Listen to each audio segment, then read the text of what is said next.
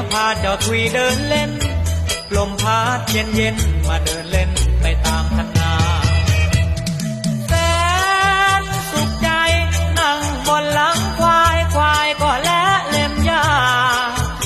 นั่นกบร้อง